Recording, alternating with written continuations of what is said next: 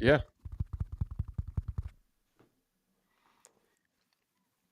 He's fine to me. I think we're live. Going to talk about this this game 2. We live? Yes, We we live. live. All right. What's up, everyone? Welcome to the Bronx Pinstripe Show. Win, lose, or draw, we're doing a podcast after every single Yankees postseason game. This one was a snooze fest. I mean, I guess. Yankees offense just did nothing. Dropped game 2. It's 1-1 heading back to Kansas City. We'll talk about everything. Talk about Rodon and his very, very quick downfall. First 2 innings, man. First 2 innings were electric. He came out absolutely. He must have had a pot of coffee with a bunch of greenies sprinkled in and crushed up, and we were just ready to roll in that one. Screaming towards the center field after the strikeouts. After the first 2 strikeouts. He did it twice. And then had a clean second inning, and then the wheels fell off the bus in the 4th. What do you have, a 12-pitch first and an 8-pitch second? And Yeah. then the third inning, a few more, but yeah, then complete wheels fell off. Yeah, I think I commented in the first inning, I'd never seen him work that quickly. I just felt like he was getting the ball back and firing it right away. Yeah. No, he looked really good. Like that when you're going off of just like initial vibes of a game, and you see Rodon come out there and pitch with that much. I mean, the guy's an emotional dude. He always is.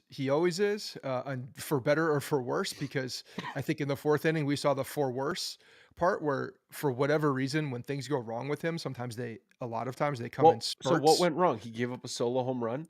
He gave up a home run, and then it was hit. I know, but in between outs, but there were 3 hits, and it just kept happening. God, that's such a problem. That the guy you paid $160 million to can't handle giving up a solo home run in the 4th inning of a game. Just move on to the next hitter and go back to what was working in the first 3 innings. Like, it's so frustrating. Yeah, and he did get, was it the next batter he got? I put it in the notes there. He got the next batter, and then the hits were sprinkled in every other. But here's the problem. They had a number of things that went wrong, because there was always a runner on second base, right? So wild pitch advanced a runner to second base, run scored. Tommy Pham stolen base, run scored. The base hit that Tommy Pham scored on to Verdugo, he had no business throwing home. He was never going to get, and it was a terrible throw. It was late. It was up into the field a little bit too. And because the throw wasn't anywhere near a cutoff man, so nobody even had an opportunity to cut it off. Runner advanced to second, and then he scored. So little things like that in a close game. Obviously, the Yankees offense did nothing, but you gotta. Those are the little things that we've been talking about all year long: base running, the not hitting cutoffs, like little things like that. They're gonna burn you. They're going to burn you. And I'm not. It didn't crush the Yankees this time, but it contributed to a run. And when Jazz hits that home run in the 9th inning, makes it a 2-run game, there's just more pressure on it. When Ursig is coming in, he's been electric all throughout the playoffs so far, and he comes in a little bit of pressure. He doesn't find the strike zone immediately. The crowd's on him a bit. You have one less run in there, and who knows? You never know what can happen. So little things like that just bother me. But today the Yankees just again couldn't hit. Couldn't hit in the first inning. You got, once again, first inning, just like in game 1, first 2 guys reach base, and Judge kind of just puts a damper on the mood, just puts a blanket on it and strikes out. And listen, you're not going to blame the entire loss on Judge in that one at bat, but that's a tone setting at bat right there. It gives life back into the Royals. They get Wells to strike out of the next, and then Stanton on a broken bat ball. Like, anyone who's running normally probably beats that out, but obviously he's not going to be able to beat it out. I love how the conversations. It's not his fault. Yeah, it's not his fault. None of this is his fault. He just can't run fast. The Yankees tell him to walk to first base. Right. Can we like, I don't know, risk injury a little bit in the playoffs? can we push it a little bit? He's the only one who drove in a run for the Yankees today. I know. Yeah, they kept scorching ball off the bat. It was like 96 miles an hour. It was like the softest ball he's hit, and had a little bit of a weird jump. It was just it was like squibbing, but yeah, man. And then he did hit the ball hard the next at bat as well, and Witt made a nice play. But and this is all happening too when I know Sal Perez hit the home run, but Bobby Witt hasn't done a goddamn thing Nothing. throughout this whole series so far. So I mean, they've done a good job there. But what, 11 hits today? 11 hits, Yeah, Kansas City 11 hits. 4 from the leadoff. Like just just a lot of little things. Not a lot of guys on this team can beat you and hurt you in a bad way. But when you add it up and you get hit after hit after hit, you know, especially in one inning, it'll mount up. You agree though that first inning, that Judge at bat, and just that first inning in general, coming away there with no runs is such a huge momentum killer. 100%. When you get the first 2 guys, first of all, Glaber did a good job again, working the count, getting on base, walked twice, Yeah. got on, and then yeah, Soto gets on 2 walks, so they're giving it to you, right? Giving it to you. Obviously, there's something going on there. First inning, Yankee Stadium, like it's a pressure situation. You don't want to let that guy settle in because he's tough against the Yankees, and obviously we know the Yankees struggle against left-handed pitching. So yeah, big at bat for Judge to come up with nothing. I mean, at minimum, you got to move the runners over. And Acosta spent the entire game reminding everyone Talking about everything. just how bad Judge's playoff numbers are, how good his regular season was, how bad his playoff numbers are. I think last episode you said it's probably mental at this point where he's just searching for what's happening. But yeah, it gets to the point where you keep coming up in big spots in the playoffs and you keep not coming through. It's a negative snowball effect. It's just rolling downhill. You can't stop it.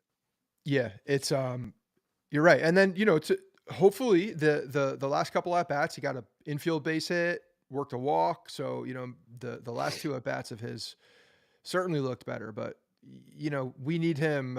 He's got to make an impact. And he's got to make an impact on this game because as we know, there's 2 guys on this team that have been driving the offense all year long. And Soto's been on base. He's gotten hits. He's holding up his end of the bargain so far, but Judge definitely needs to be he needs to be driving in runs. He needs to be a run producer. Otherwise, it's going to be tough for this Yankees team to score consistently. Yeah, Kevin in the chat here says, "Can you explain why Judge is such a bad October No, player?" And you can't explain. I mean, what highest strikeout percentage, right, on that graphic today? Highest like Costas minimum. early on said 35% in the Yeah, then they playoffs. showed a graphic and he was number 1 on the list. Martin Maldonado, I think, was number 2 on the list. It was like Jeez. minimum 200 plate Garrett appearances. Cole's personal catcher. Yeah, who had a lot of playing time, but fine. Your personal catcher, your backup catcher strikes out 35% of the time, fine. The guy who's been the MVP of your team for 6 years, striking out 35% of the time, continuing to come up goose egg in big spots.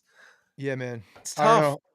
I said it. You just mentioned that. I said it last game when I saw him and Rizzo looking over the film and Rizzo physically showing him something in his mechanics. That's just to me a guy that doesn't have the confidence in what he's doing right now at the plate, with how he feels, in his swing. So hopefully those last 2 at bats, he's able to get something going. But another day off. Let's just make sure we pour some cold water on the series again, Well, and wait. the day off allowed them to use everybody in Every the single bullpen. person.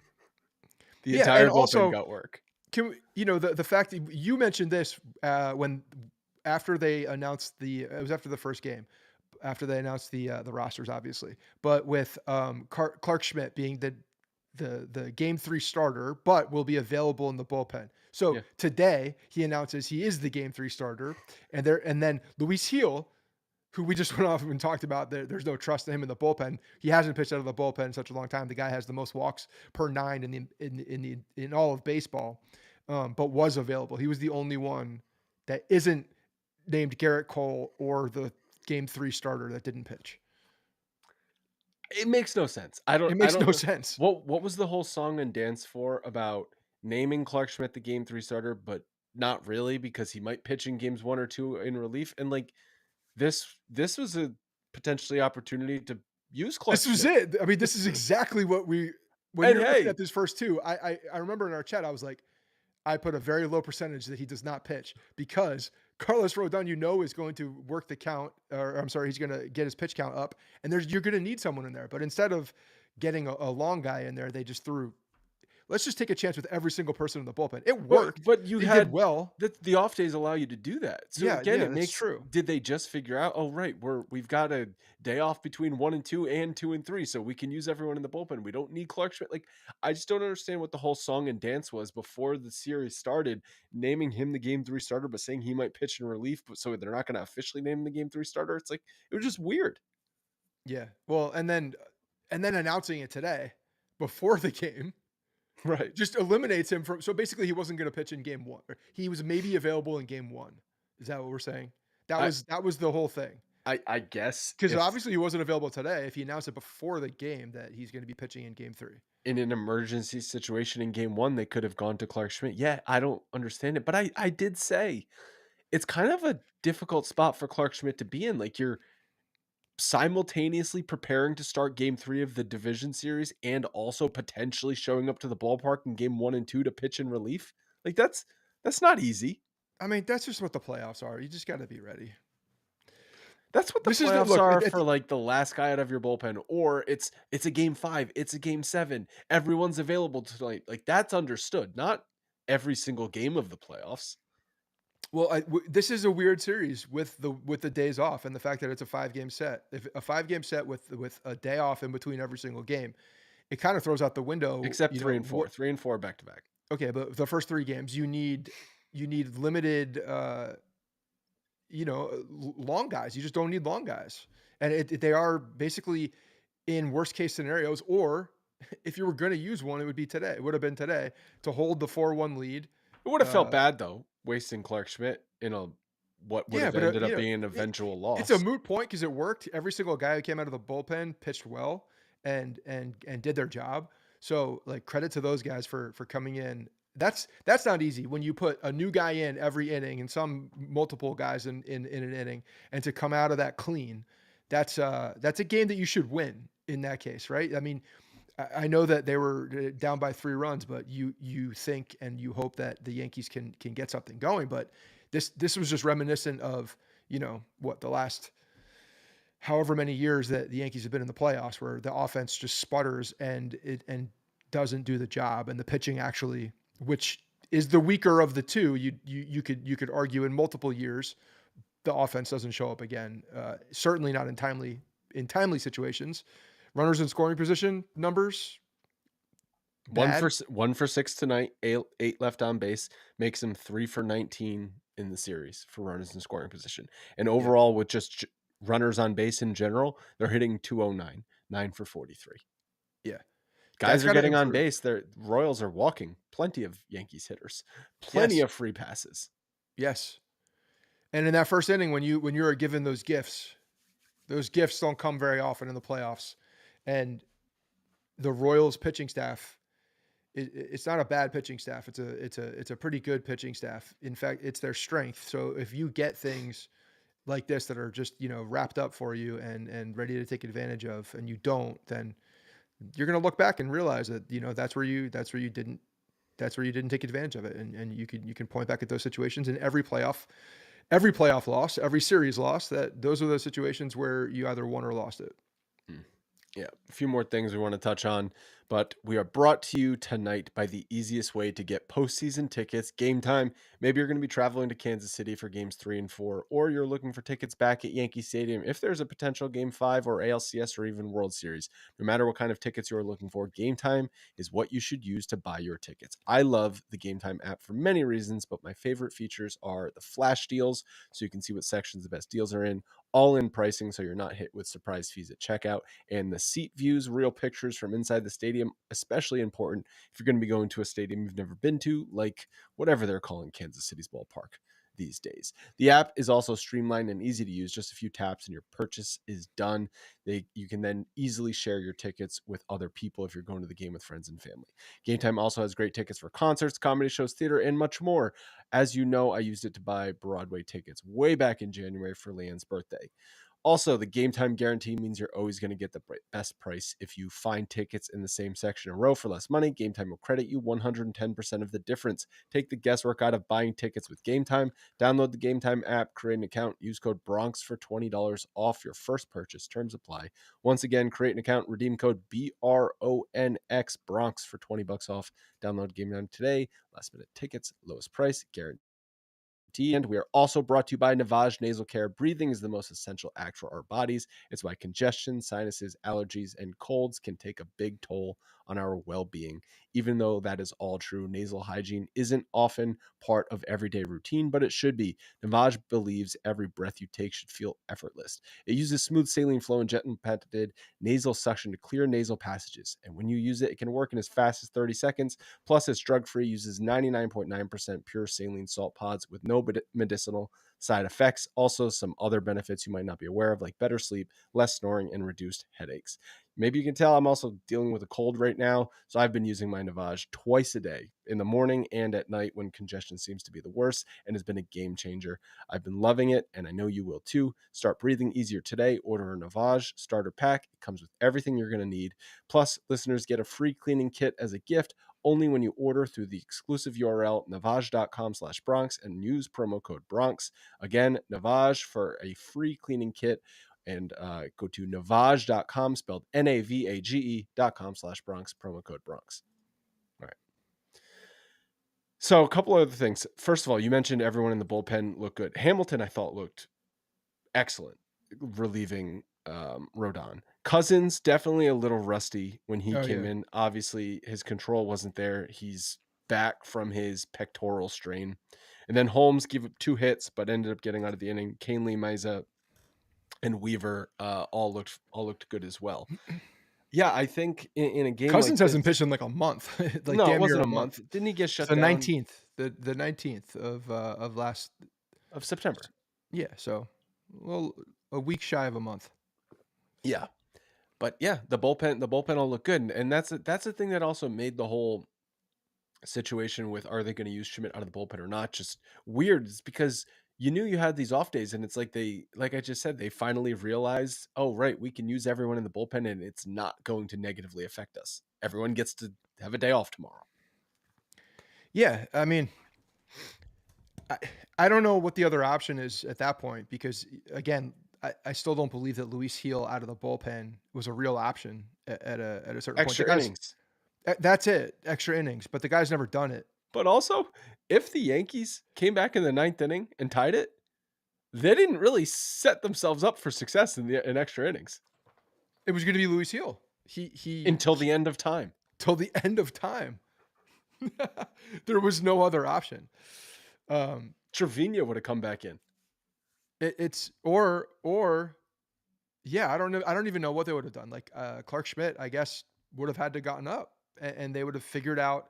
They would have done a bullpen game in game 3. That's what would have happened. It just, It's just it takes you down the road of some of that planning. And you're right.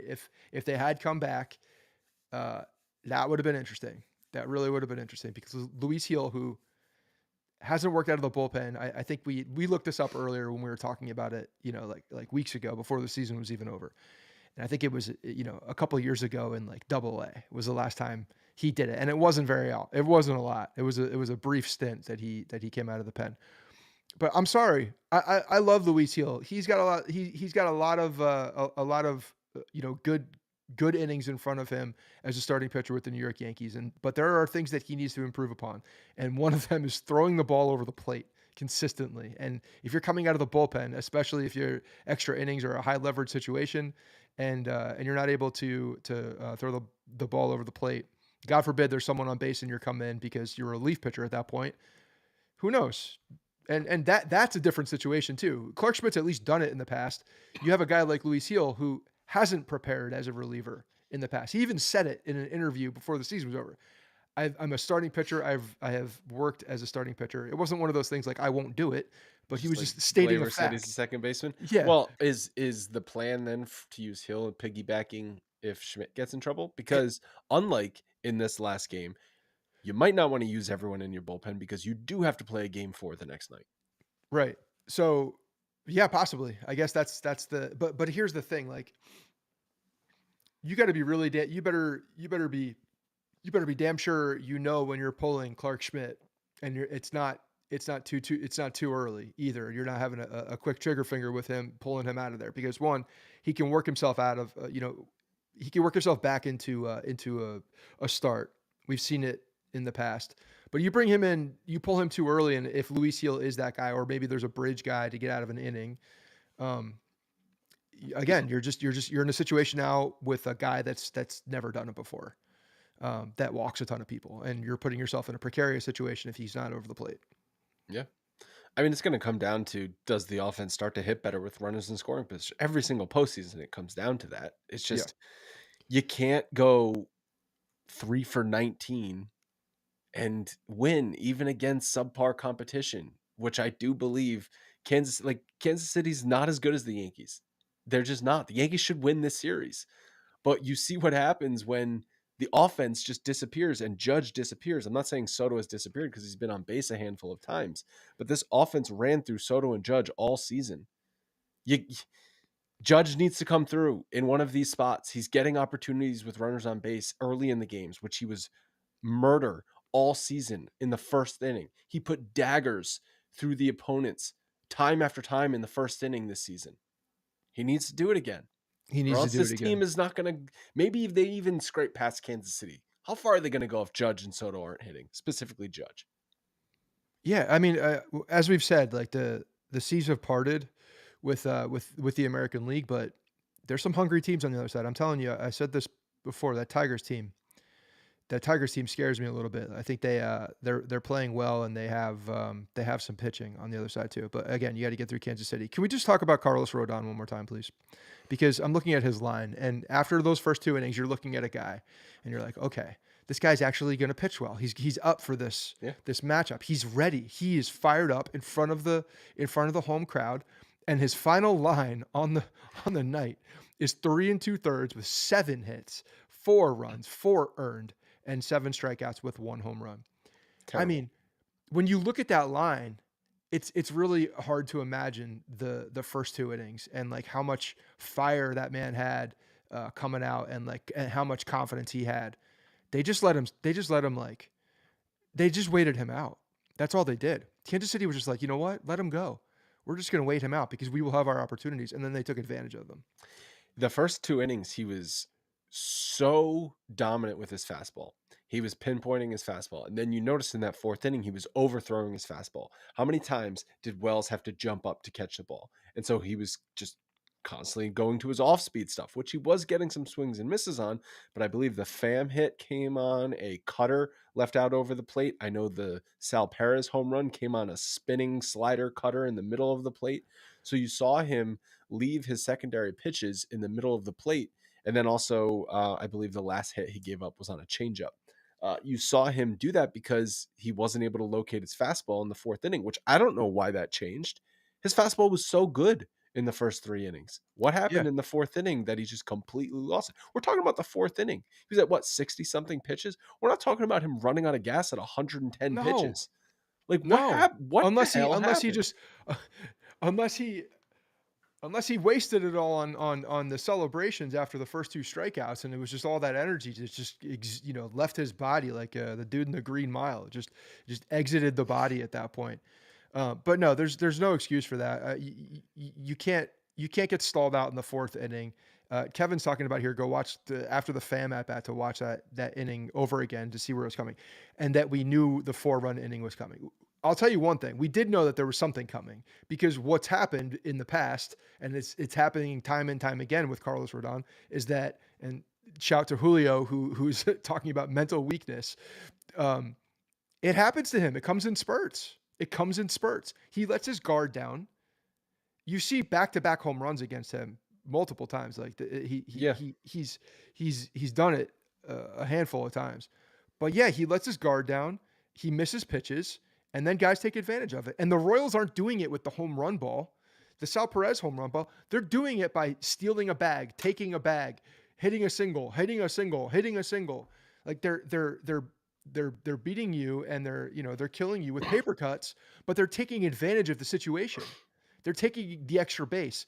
They're playing fundamental baseball. They're making contact. They're hitting the ball where the defense is not on the infield. Like they are doing the little things in baseball that you need to do to win in the playoffs. You got to scratch runs across, especially when you're in enemy territory at Yankee Stadium with a pumping crowd. Like, and you got a guy that's going all steroid on you from the pitcher's mound. They're taking advantage of it. They're not trying to do too much. They It's like went it's almost like they know who they are.